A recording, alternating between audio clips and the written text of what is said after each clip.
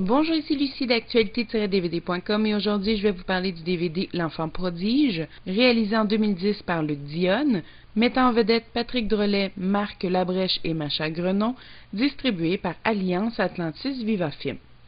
Sur le clavier, les jeunes mains virevoltent, les notes s'enfoncent, la mélodie s'élève. Pour l'enfant, rien de plus facile, il entend les sons dans sa tête. Ses mains, elles appartiennent à André Mathieu.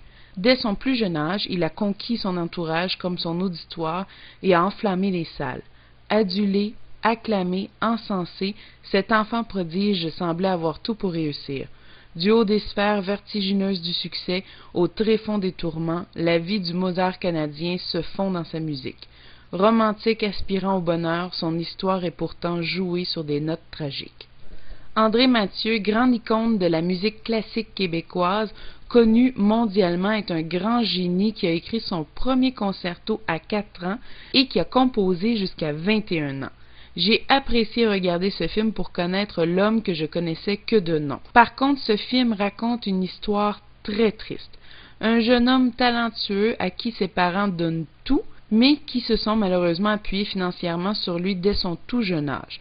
Je parle ici surtout de sa mère. Dans sa vie adulte, il est tourmenté, il a beaucoup de difficultés à être proche des gens, après tant d'années seul à pratiquer et à composer. Justement, au début, je me disais qu'il manquait quelque chose au film, aux personnages qui entouraient André Mathieu.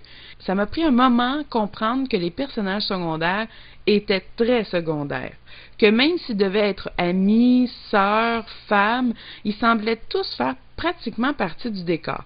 Et avec réflexion, j'ai compris à quel point André Mathieu était seul, qu'il l'avait toujours été. Sans parler de sa mère, hyper protectrice et égoïste à souhait, qui, en voulant le protéger, l'empêchait tout simplement de s'attacher aux gens autour de lui et surtout aux femmes.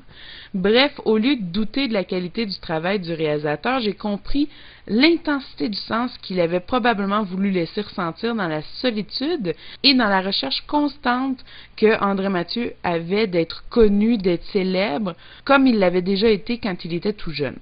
En gros, c'est l'histoire d'un jeune prodige qui, à l'âge adulte, joue de la musique classique à une époque où on voulait entendre du rock'n'roll. Donc, à une époque où la musique classique n'intéresse plus. Et il se sent abandonné de son public qui l'a adulé incroyablement lorsqu'il était tout petit. J'ai aimé le film parce que la musique, justement, prend une grande place dans l'œuvre et rend bien hommage à ce compositeur décédé beaucoup trop jeune, soit à 39 ans. Habituellement, dans les biographies de chanteurs, de musiciens, on passe beaucoup de temps à discuter de leur vie personnelle et bon, on va faire passer quelques chansons connues et puis ça s'arrête là. Ici, oui, on parle beaucoup de sa vie personnelle, mais la musique prend toute la place. On assiste réellement à de vrais concerts. Plusieurs acteurs québécois connus font surface dans ce film. Donc, comme je disais, ils sont des personnages secondaires. Donc, Isabelle Richer, Lothar Bluteau, François Papineau, Mitsou Gélina, Karine Vanasse, André Robitaille. Mais les coups de cœur vont définitivement aux 4 acteurs principaux, soit Macha Grenon, Marc Labrèche et bien sûr à Patrick Drolet et au jeune Guillaume Lebon qui donne toute une performance incroyable. Ils sont d'une sincérité. Alors, pour ce qui est des performances de ces 4 acteurs-là et de la musique, je propose ce film à tout le monde. Sur le DVD, le langage disponible est le français en 5.1 Dolby Digital. Les sous-titres sont eux disponibles en français et en anglais. L'encodage pour malentendants est disponible seulement qu'en français. Le format de l'image est de 16 par 9 2.35. Le film a une durée d'environ 1h40.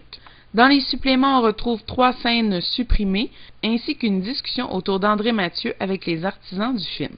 En conclusion, il faut absolument voir le film pour l'histoire qu'elle raconte et l'impact qu'André Mathieu a eu sur l'histoire du Québec et la musique qu'il nous a laissée.